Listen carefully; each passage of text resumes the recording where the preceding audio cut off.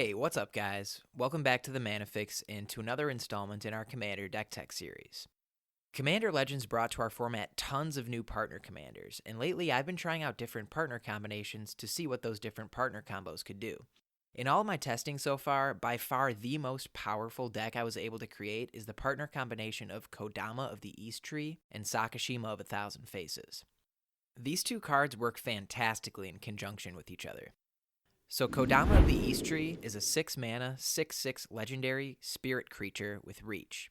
It says, whenever another permanent enters the battlefield under your control, if it wasn't put onto the battlefield with this ability, you may put a permanent with equal or lesser converted mana cost from your hand onto the battlefield. And then of course it also has partner. Whether you know it already or not, this card is totally broken. Just playing a land with this on the battlefield will allow you to play another one from your hand for free. And casting a permanent spell means you'll get another permanent from your hand for free. How awesome is that? And then if you combine that with something like Panharmonicon, it's double the fun. You'll be emptying your hand faster than you ever thought possible, and then hopefully refilling it again.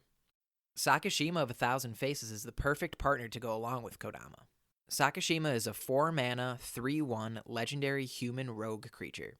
It says you may have Sakashima of 1,000 Faces enter the battlefield as a copy of another creature you control, except it has Sakashima of 1,000 Faces' other abilities. Those other abilities are the legend rule doesn't apply to permanents you control, and then the other one is partner. So we can copy Kodama of the East Tree if we want, and we'd actually be able to keep both copies because the legendary rule won't apply to us. That means double the free permanents. Or we can copy one of the other key cards in our deck to propel us to the finish line. It also works as another way to get additional enter the battlefield triggers off of permanents we control, something that we run quite a bit of in this deck. This deck ramps hard and utilizes a few important landfall creatures that will allow us to have 1 or 2 explosive, solitaire-esque turns that will win us the game. It's absolutely insane when this deck goes off. Now we'll run through the 99, or 98 in this case, to get a better idea of how this deck plays. But before we get started, if you like the content and you want to see more, make sure you hit that like button, subscribe to the channel, and hit the bell so you're notified when new deck techs come out. Now let's get into it. Kodama is going to get us free permanents onto the battlefield, and we want those permanents to provide us with immediate value, so enter the battlefield effects are particularly good in this deck. Coiling Oracle will either draw us a card or ramp us by putting a land onto the battlefield. This, combined with Kodama, means we get 1 free permanent for 2 or less CMC, but then if we're able to put a land onto the battlefield with this, that will trigger Kodama again and we'll be able to play another land from our hand. You'll notice this works with a lot of cards in this deck. Kodama will empty your hand of lands very quickly. Wood Elves is another ETB creature that ramps us. This one gets a forest from our hand onto the battlefield untapped, and we can pull out our best dual land with this if we want to. Important to our plan is card draw, and we have several enter the battlefield effects in that category. Karuga the Macro Sage is actually surprisingly good in a deck like this. When this enters, we'll draw cards equal to the number of permanents we control with CMC 3 or greater. That number can often be pretty high, so this will help us tremendously with refilling our hand. Muldrifter is another solid option for card draw. This draws us 2 cards when it enters and has an evoke cost for 3 mana. Elvish Visionary is another solid option. This 1/1 creature draws us a single card when it enters for 2 mana. And finally, we have Prime Speaker Zagana, which is a massive card draw engine in this deck. If Kodama is out, this will enter with 6 +1/+1 counters on it and draw us a total of 7 cards. Now, an important note about these card draw cards is if we have Kodama out and one of these cards enters the battlefield, we'll want to stack the triggers so that Kodama's ability resolves last. This will allow us to draw our cards first, which will give us more options for permanents to put out with Kodama's ability. Other enter the battlefield triggers that will provide us card advantage are Guardian Project, the Great Henge, and Selvala, Heart of the Wilds. Guardian Project will draw us a card whenever one of our creatures enters the battlefield. We have 36 creatures in the deck, so this is going to generate plenty of value. The Great Henge has the same ability on it, but it also puts +1/+1 counters on the creatures that enter. This can also tap to add 2 green mana. It costs a total of 9 mana, but that cost is reduced by an amount equal to the greatest power among creatures we control. So if Kodama's out, then it'll only cost us 3 mana. Selvala does almost the same thing, except that the creature entering will have to have the greatest power among creatures on the battlefield. We do have more than a few beefy creatures, so that'll often be the case. She also has a mana ability where we can pay 1 green and tap her to add an amount of mana equal to the greatest power among creatures we control. That'll often be 6 or more, so this is going to do a great job of helping us keep one of those explosive turns going. Speaking of cards that'll keep our turns going, Peregrine Drake and Palinchron accomplish this as well. Both of these creatures untap a number of lands when they enter the battlefield. Peregrine Drake untaps 5 lands, and Palinchron untaps 7. These also have great synergy with Sakashima because if she enters as a copy of one of these creatures, we're actually going to net positive mana with that interaction. With all these enter the battlefield effects, it's good to also have ways to repeat these effects. I call these flicker effects. We're running a few instants that do this. Siren's Ruse exiles a single creature we control and then immediately returns it to the battlefield. Obviously, flickering a creature like this will trigger Kodama, as well as trigger whatever enter the battlefield effect that creature might have. Displace costs 3 mana but allows us to target 2 creatures instead of just 1. The most versatile of the 3 though is Ghostly Flicker. This one also allows us to target up to 2 permanents, but it also allows us to target lands and artifacts with this, so we can untap a Soul Ring or a land to create extra mana, which is great. Thassa Deep Dwelling will let us flicker a creature we control once per turn at our end step. Panharmonicon doesn't necessarily have a flicker mechanic, but it does double our enter the battlefield triggers. So whenever a creature or artifact entering the battlefield causes an ability we control to trigger, it triggers an additional time. So casting a creature with Kodama out will give us 2 enter the battlefield triggers for that creature if it has one, and then 2 Kodama triggers. This is going to get out of hand really quick. And finally, we have Deadeye Navigator, which is a key card in this deck. When this enters, we soul bond it with one of our creatures. Soul bonding Deadeye Navigator to a creature gives both creatures the ability to flicker for 2 mana. So this is going to generate tons of value by repeatedly triggering Kodama of the East Tree and other enter the battlefield effects in the deck. This can also go infinite when bonded with Peregrine Drake or Palinchron. Having that on the battlefield with a card draw effect means we'll be able to draw our entire deck and win the game on the spot. Other cards that allow us to repeat enter the battlefield effects are clones. One of our commanders is a clone herself, but if she's already out on the battlefield or she's too expensive to cast, then one of these clones is going to come in handy. Glasspool Mimic is a creature that can enter as a copy of any creature we control for 3 mana. However, what's really great about this card is if we don't need to clone, this can be played as a land instead. The flip side is Glasspool Shore, which is a land that taps for blue and enters tapped. Phantasmal Image only costs 2 mana, and this one can enter as a copy of any creature on the battlefield, not just one we own. The drawback is that when it's targeted by something, we have to sacrifice it. Still, the fact that it's so cheap makes it worth running. It's also worth running because it goes infinite with Palinchron. With Palinchron out, we cast Phantasmal Image, and that will trigger the ability to untap 7 lands. We can float 5 mana before this resolves, and then untap our 7 lands. Now we're left with 12 mana. On the Phantasmal Image version of Palinchron, we activate the ability to return it to our hand for 4 mana. We now have 7 untapped lands and 1 mana floating, so a total of 8 mana. When we cast Phantasmal Image again, we'll only spend 2 of the 8 mana, and then we'll be able to untap 7 lands again, meaning we now have more mana than when we cast it the first time. So we can repeat this process over and over again and generate infinite mana. We're also running Sakashima the Imposter in this deck. This is very similar to our commander, except again, this can copy any creature on the battlefield, not just one we control. This can also copy legendary creatures we control because its name is still going to be Sakashima the Imposter, even though it's a copy of that other creature.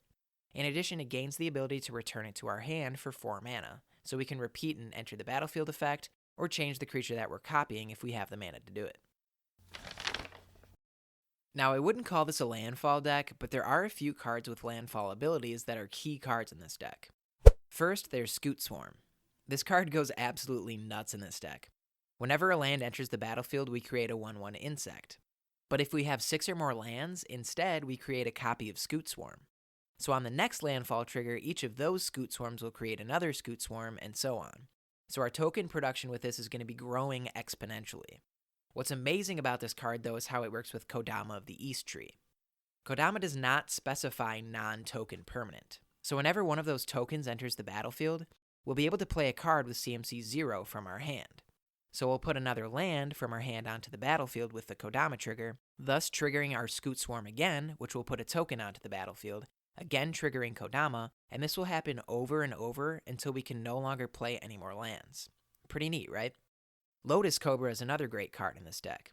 If we're dumping lands onto the battlefield with Kodama's ability, Lotus Cobra is going to give us tons of extra mana to keep our turn going. This is even better when we create a clone of it because 2 mana per land drop is better than 1. Next is Tireless Tracker. This landfall ability puts a clue onto the battlefield. That clue is a token that's going to trigger Kodama and allow us to put another land from our hand onto the battlefield, which will of course trigger Tireless Tracker again. So this works a lot like Scoot Swarm in that it is going to allow us to empty our hand of lands. Finally, the two most important landfall creatures are Tatiova Benthic Druid and IEC Tyrant of Gyre Strait.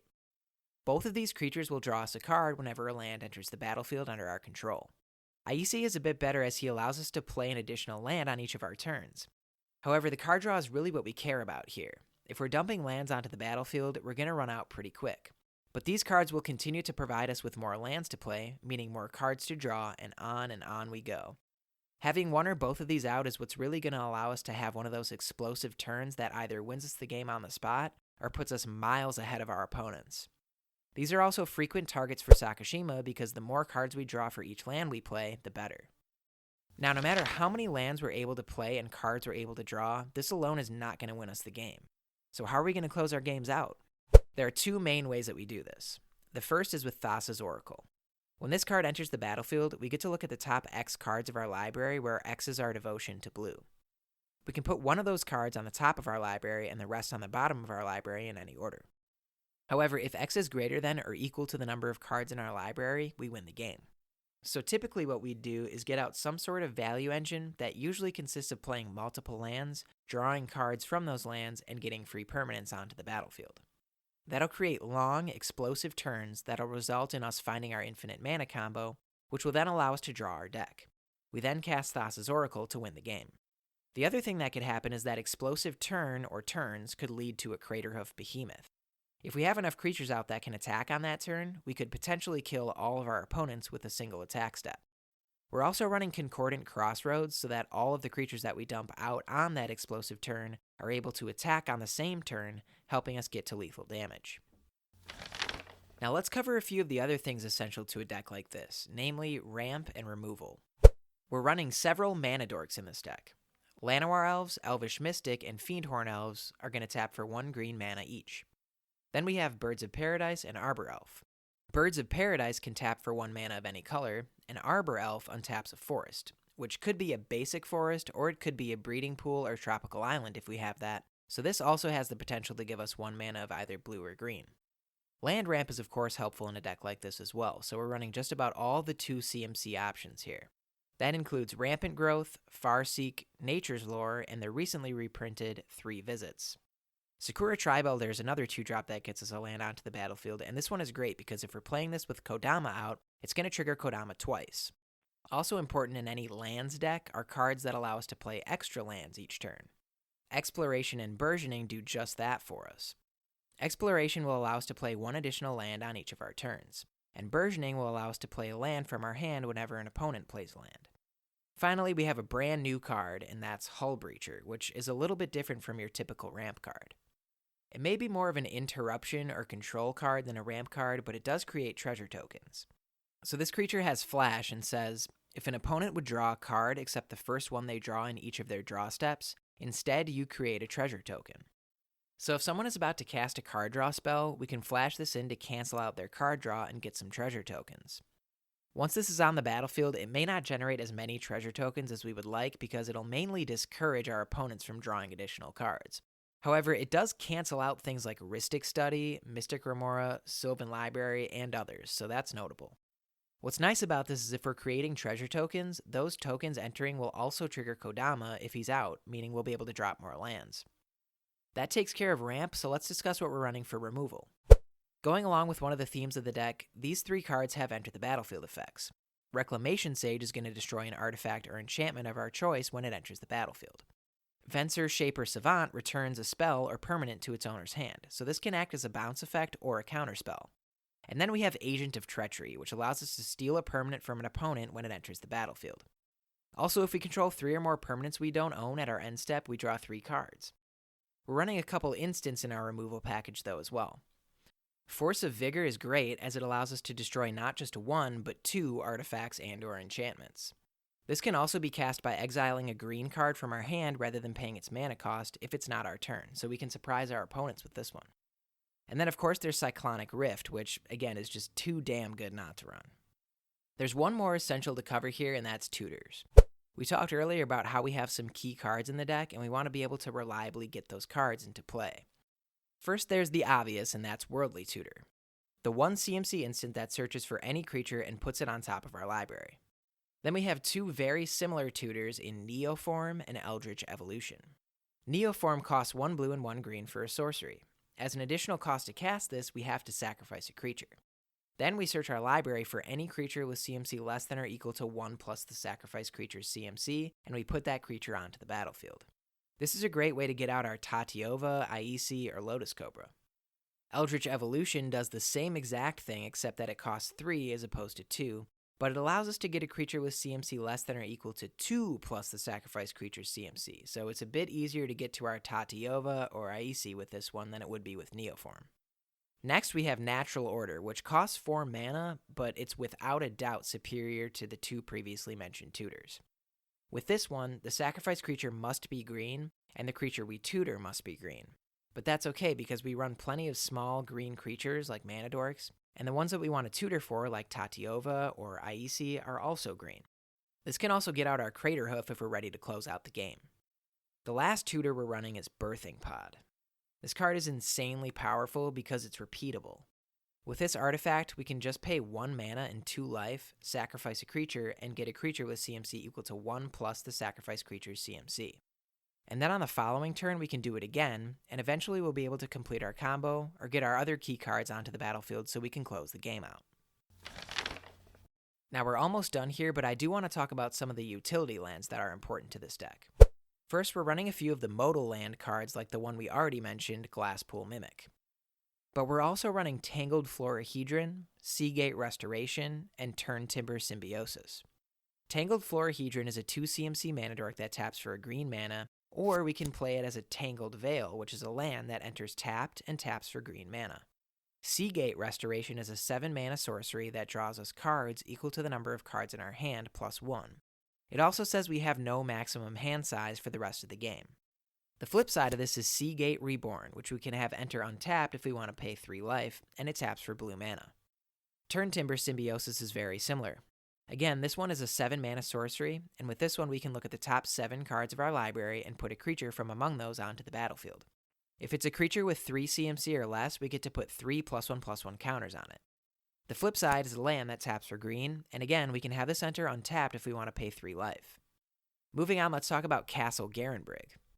This can help us generate additional mana. Now, this mana can only be used to cast creature spells, but much of our deck is made up of creatures, so that's not really a problem. Reliquary Tower is also in this deck. We'll have turns where we draw tons of cards, and not having to discard those extra cards is going to be really nice. Also, I want to talk about the importance of fetch lands in this deck. No, these aren't technically utility lands, but boy are they valuable in a deck like this. So consider this. Tatiova is on the battlefield, and we can play 1 land this turn. In this case, something like a Polluted Delta is 2 times better than a basic land. That's because playing the fetch land means getting 2 triggers from Tatiova instead of just 1. If you're thinking about running this deck or one similar to this and you have fetch lands, run them. And then we have Field of the Dead, which is the best utility land in the deck. Whenever this or another land enters the battlefield under our control, as long as we have 7 or more lands with different names, we create a 2/2 zombie. Not only does this create tokens, but the tokens entering trigger Kodama. Again, this means more tokens, which means more lands, and like our Scoot Swarm from earlier, we're going to be able to dump all of our lands onto the battlefield and create a bunch of tokens. So that's it. Thanks for watching. Make sure you leave a comment below to tell me what you thought of the deck, or maybe you could tell me what partner combination you're interested in experimenting with. Also, if you like the content, make sure you support us on Twitter and Instagram. As always, thanks for getting your fix with me today. Stay safe out there. Peace out, guys.